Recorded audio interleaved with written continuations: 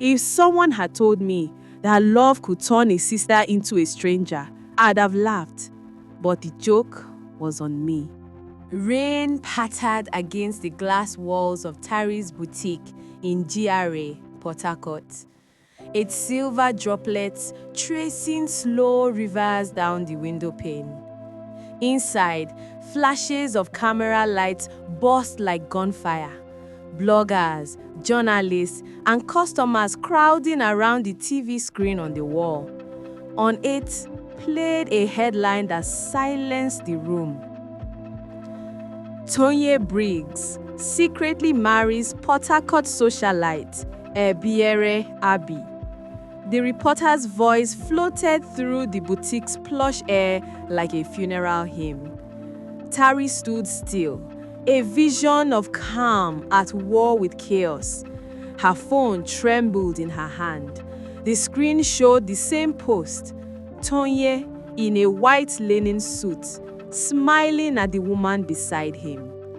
Her best friend, her sister, Ebiere. The bride's diamond glimmered like betrayal under the courthouse lights. Tari didn't cry. Her lips parted just slightly, but her eyes, usually steady and bright, had gone hollow. If someone had told me that love could turn a sister into a stranger, I'd have laughed. But the joke was on me. The rain intensified like applause for tragedy. 2 months earlier, morning light spilled into Mama Abi's wide cream-colored dining room in Trans Amadi.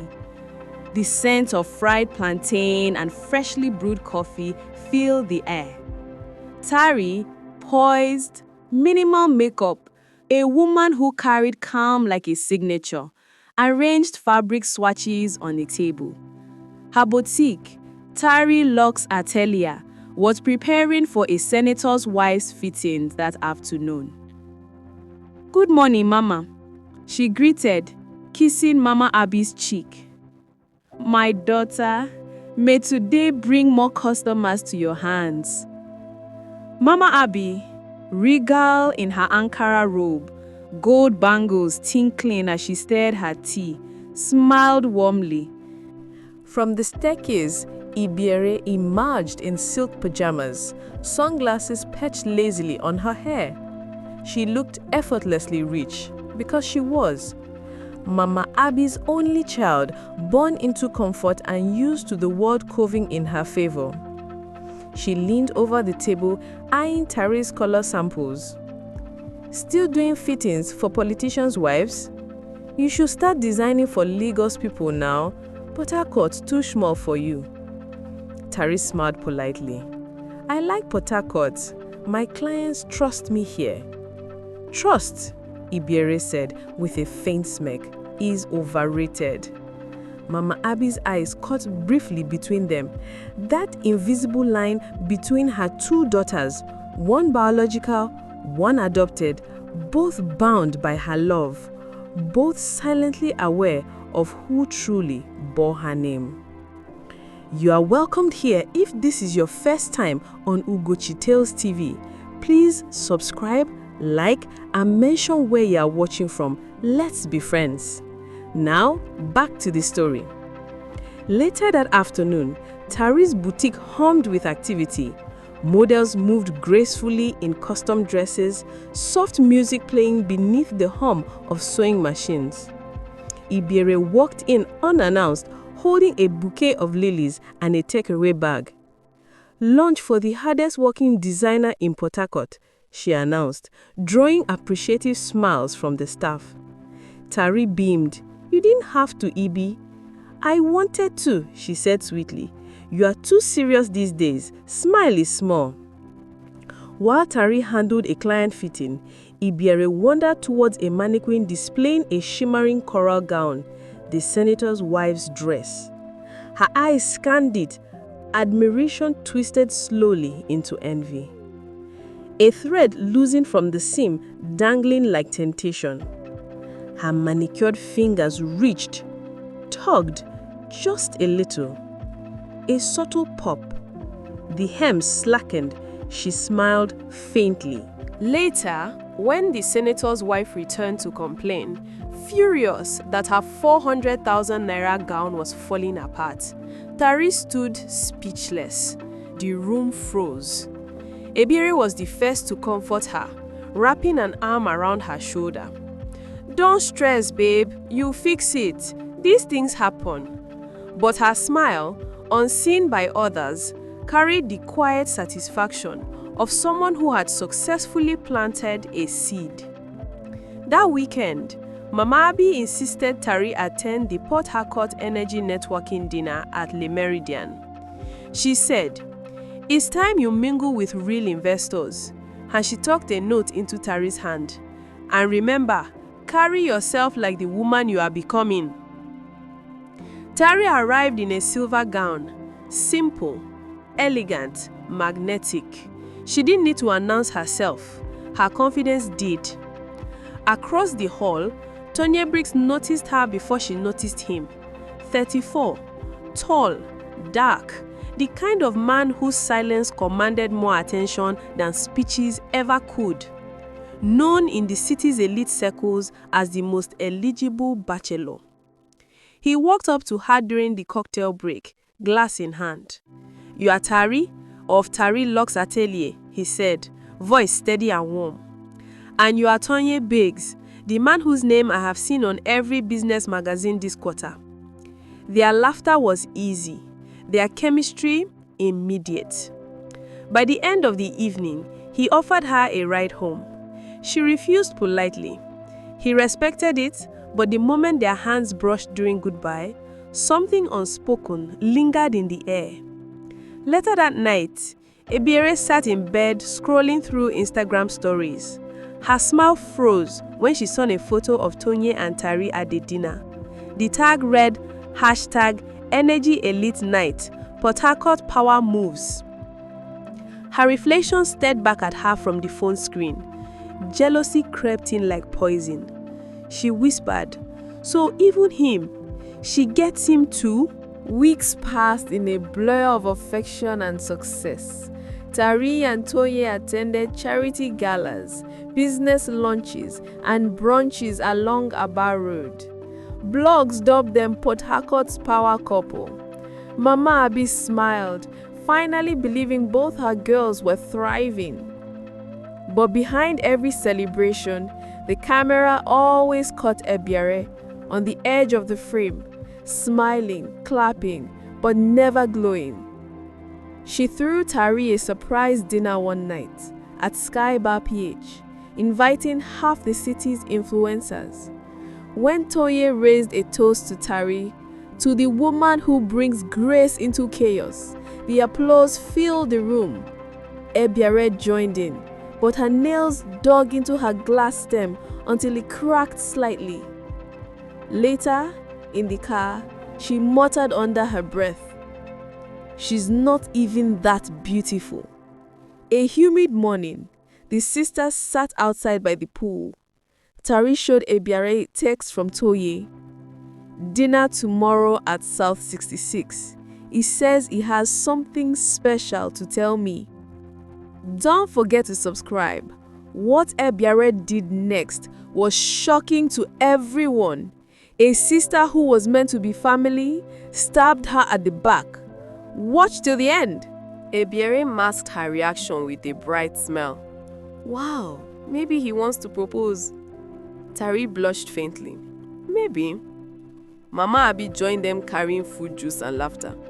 "My daughters, love is sweet though, but don't let any man turn sisters against each other."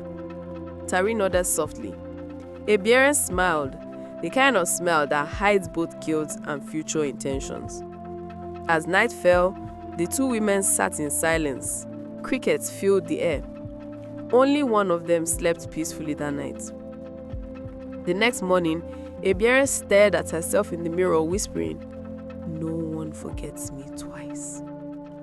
She walked into Tari's boutique later that day, hugged her tightly and said, "I'll handle your PR. Let's make your brand international." Tari hesitated. "Ebi, that's not necessary. I don't want to mix." "Please," she insisted. eyes glistening with affection. "Let me support you." And that was how the sabotage began. Quietly, lovingly, perfectly disguised as help. Ebiere created email lists, handled Tari's media mentions, and began planting subtle rumors. Anonymous whispers about Tari's fake luxury lifestyle spread through Port Harcourt's social media circles. A senator's wife quietly withdrew her contract. Another influencer cancelled a fitting.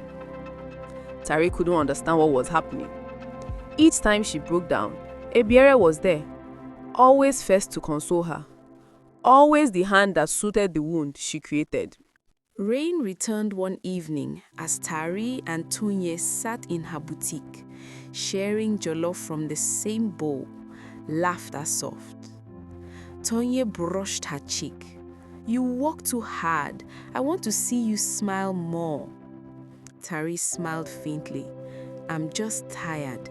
Things have been strange lately." He looked into her eyes. "Don't worry, I've got you." Outside, through the glass, a shadow paused near the window, umbrella in hand, watching them closely.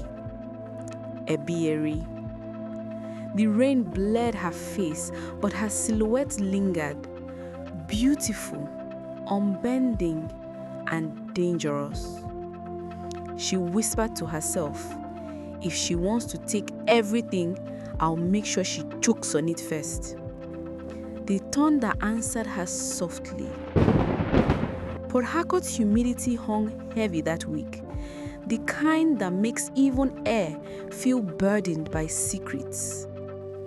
Inside her boutique, Tari was folding a new batch of Ankara gowns when her assistant rushed in, phone in hand. "Madam, have you seen this?" On the screen, a gossip blog headline blinked in bold. "Designer Tari Abi's fake lifestyle exposed. Sources say she rents clothes to pose for clients." The article was cruel, too detailed. It included pictures from her private fittings, even a quote from a supposed close source. Tari's heart sank. Close source? Only one person had access to those photos: Ebiere. That evening, rain hissed outside again as Mama Abi scrolled through her phone. She looked up when Tari entered, eyes heavy. "Mama, it's not true. Someone's spreading lies." Mama Abi sighed. "My daughter, people don't just say something for nothing. You've been moving with that Tonye man. Maybe you offended someone." Tari blinked, hurt. "Mama, are you saying you believe them?" Before Mama could answer, Ebiere strolled in from the veranda, wrapped in a silk robe, holding a glass of red wine. "Ah, what's all this tension?" she asked lightly. Tari shot her a look, but Ebiere smiled, feigning confusion. "I just saw that nonsense too. Don't mind those bloggers, they just want traffic." She walked over to hug her, murmuring softly, "You know how this city is. Envy is real." But her eyes met Mama Abi's over Tari's shoulder. A silent message passed. One that said, "Don't worry, I'm handling it." Tonye's penthouse overlooked the city's skyline, a fortress of success and solitude. Tari sat by the balcony, wrapped in one of his shirts, hair loose. "You've been quiet," he said, pouring 2 glasses of wine. "I'm just tired," she whispered. "These stories, they're affecting my clients." Tonye frowned.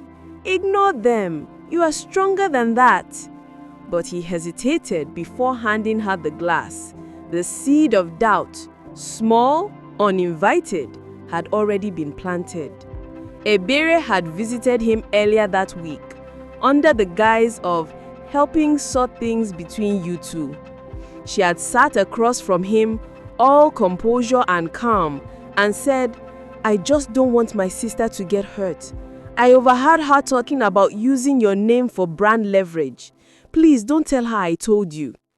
Now, as Tari took the wine from his hand, Tonye's eyes flickered, not with love, but with the unease of a man beginning to question what he once believed. At Tari Log's atelier, her staff whispered more now. Rumors of unpaid invoices, of Mr. Briggs pulling out his investment. Ebiere, the supposed PR consultant, quietly amplified the noise. She sent polite messages to clients.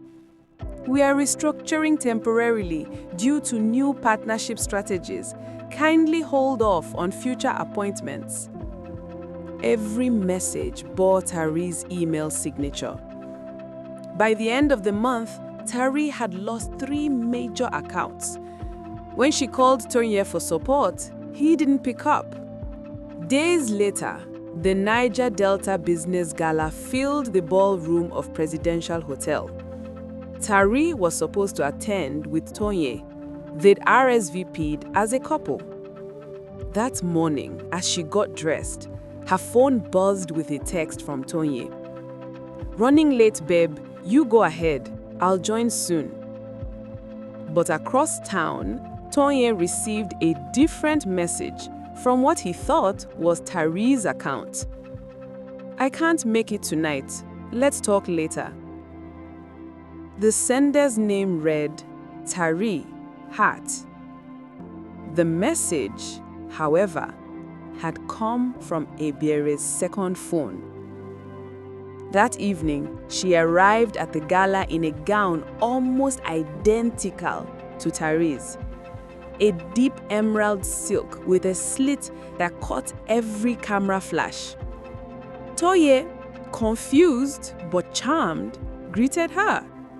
You look different tonight. She laughed softly. Maybe it's delighting. When photographers asked for a picture, she hesitated, just long enough to look innocent, then smiled, stepping closer to him. Flash bulbs exploded. Click! Tonye Briggs and Ebiere Abbey. Click! The chemistry undeniable. Within 24 hours, the images were everywhere. Tari stormed into Tonye's apartment, the rain outside mirroring the storm in her chest. Explain this, she shouted, throwing the phone on the couch. He stared at the headline. Are Tonye Briggs and Ebiere Abbey Port Harcourt's new it couple? Tari, it's not what it looks like, he said, standing. She just showed up. I didn't... She wore my dress, Tonye. Tari's voice cracked. The same gown I designed for tonight. He rubbed his face, frustrated. You're overreacting. Maybe she didn't know. She knew. Silence. The kind that stretches and snaps. She stepped closer, tears brimming. Tell me you didn't sleep with her. He didn't answer fast enough. She exhaled sharply, a sound between disbelief and heartbreak. God, I was so blind. He reached for her, but she pulled back. Don't! I'm done humiliating myself. When she left, she did look back. The next day, Mama Abby called Tari over. Her tone was stern, almost cold. What is all this nonsense in the news again? Tonye this, Ebiere that. Mama, she's lying to everyone. Mind how you talk about your sister. Ebiere told me everything. She said you've been jealous because Tonye finally saw her worth. Tari froze. Mama, you believe her? I believe what I see. She's engaged. You are bitter. Stop dragging family through the mud. Tari's eyes filled, but her voice stayed even. I loved him. I would never do that to her. Mama Abby's hand softened briefly. Then pray. God will vindicate you. But even as she said it, she avoided her daughter's gaze. Weeks blurred into months. Tari shut down her boutique, claiming she needed a break. Her staff said she was relocating to Lagos. Her Instagram went silent. No posts, no stories. Port Harcourt moved on quickly. Ebere's fame rose like perfume smoke, glittering and intoxicating. She launched a new fashion brand, Ebie Luxe, featuring designs suspiciously similar to Tari's previous collection. At her lunch dinner, photographers swarmed as Tonye arrived by her side. He looked tense, distracted, but she leaned into him for every photo, her laughter practiced and bright. Mama Abby, beaming in gold lace, declared proudly, "My daughters are both doing great things." No one noticed the small crack in Ebere's smile when someone asked about Tari. She's abroad now, taking a break from all the pressure. But deep down, she wondered if Tari was watching. If somewhere in Lagos, her sister was plotting a quiet return. 6 months later, a Sunday morning in GRA, Ebere lay in bed beside Toye, scrolling through her phone. Her lips curved at the sight of her reflection on Bella Niger's homepage. Port Harcourt's most stylish couple. Toye's phone buzzed. He checked, smiled faintly, and typed something. Minutes later, the city erupted. At Tonye Breaks Official. Meet my wife. Attached, a picture of their courthouse wedding in Abuja. Within hours, blogs carried the news. Mama Abby wept tears of joy. Comments poured in. Power couple goals, beauty and business, Port Harcourt royalty. And somewhere in Lagos, Tari sat in her new apartment, the glow of her phone reflecting off her calm, unreadable eyes. She saw the post, read it twice. Then for the first time in months, she smiled. A slow, deliberate smile. The sun rose lazily over Port Harcourt, a golden haze spilling across Trans-Amadi streets. It should have felt like a normal morning, but for Ebiere Abbey and Tonye Briggs, the world was about to shatter. At precisely 6:45 a.m., black SUVs rolled silently into the gated estate in GRA Phase 2, where Ebiere and Tonye now lived. Helicopters hovered above. Uniformed officers moved with precision, knocking down the gates and storming the mansion. Inside, Ebiere stirred from her sleep, hair tangled, silk sheets slipping off her shoulder. What? She stammered as men in suits entered, badges flashing. Tonye jumped from the bed, hastily wrapping a towel around his waist. Ebiere, what's happening? One officer's voice cut through the morning calm. Mr. Briggs, Mrs. Abi, you are under arrest for allegations of multi-million naira fraud, forgery, and money laundering. You have the right to remain silent. Ebiere's knees buckled. Tonye's face drained of color. This can't be real. Tari, Tonye whispered, disbelief and panic mixing. He didn't see her. Tari wasn't there. He couldn't imagine she had orchestrated this. He thought she was gone, silent, powerless. Meanwhile, Tari sat in her new Lagos penthouse, minimalist design, sunlight streaming across marble floors. She sipped her espresso, scrolling casually through news alerts. Images of Ebiere and Tonye in handcuffs flashed across her screen. Headlines screamed out, Port Harcourt power couple arrested in 500 million naira fashion fraud investigation. Her lips curved into a slow, satisfied smile. She had moved quietly months ago, transferring all her business assets, designs, intellectual property, trademarks into a holding company under Lagos jurisdiction. Tonye and Ebiere had been using what they thought was her goodwill and investment opportunity. They had no idea every transaction was meticulously documented. Tari set down her cup and leaned back, voice soft but still edged. Some betrayals build your empire. You just need patience. Across social media, hashtags exploded. Hashtag Tari's Locks returns.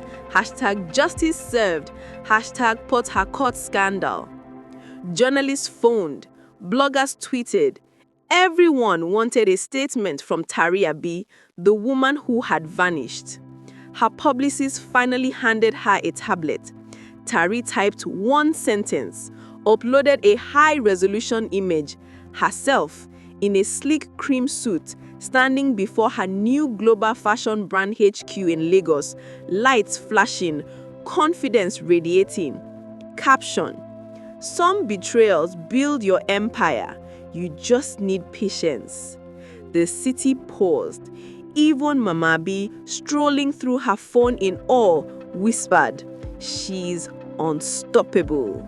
At Sky Bar PH, society women sipped champagne in stunned silence. "She disappeared for 6 months," one whispered. "And now, this," another said, pointing at her Instagram post. Ebiere in EFCC custody stared blankly at her own reflection in the handcuffs. Tonye beside her shook his head. We didn't think she'd come back like this," Tonye muttered. Ebiere's voice quivered. I only wanted what was hers. I thought I could take it." The irony cut deeper than the handcuffs. Every scheme, every manipulation, every small act of sabotage had led to this moment, the collapse of the illusion she had so carefully built. Tari walked through the lobby of her newly launched brand headquarters. Staffers lined the hall, clapping softly. Cameras followed, capturing her every step. "I lost my lover. I lost my sister. But I found something more valuable, myself. And this time, I won't need revenge. The truth did it for me." She entered her office overlooking the Lagos skyline. The city shimmered like a stage, ready for her next act. Her phone buzzed, a message from a client she had lost months ago. "Congratulations, we want to partner again." She smiled, typing back simply, "Welcome back." Months later, Mama Abi visited Tari in Lagos. They sat in a small rooftop garden, sunlight cutting through soft clouds. Mama Abi's voice trembled. I doubted you, my daughter. I never imagined she'd fall so hard." Tari took her hand. "Mama, sometimes you have to let people take the wrong path to see the right one. I learned patience and I learned who truly matters." Mama Abi's eyes filled. "I'm proud of you, Tari. You are unstoppable." Tari smiled, not just at her mother, but at herself. The woman she had been, the woman she had become, finally in control of her story, her destiny. Interesting story, right? Share your thoughts in the comments. What would you have done if your best friend stole your lover? Don't forget to like and subscribe. This is your friend zone for everything stories. See you on the next one. Keep loving yourself. Bye for now.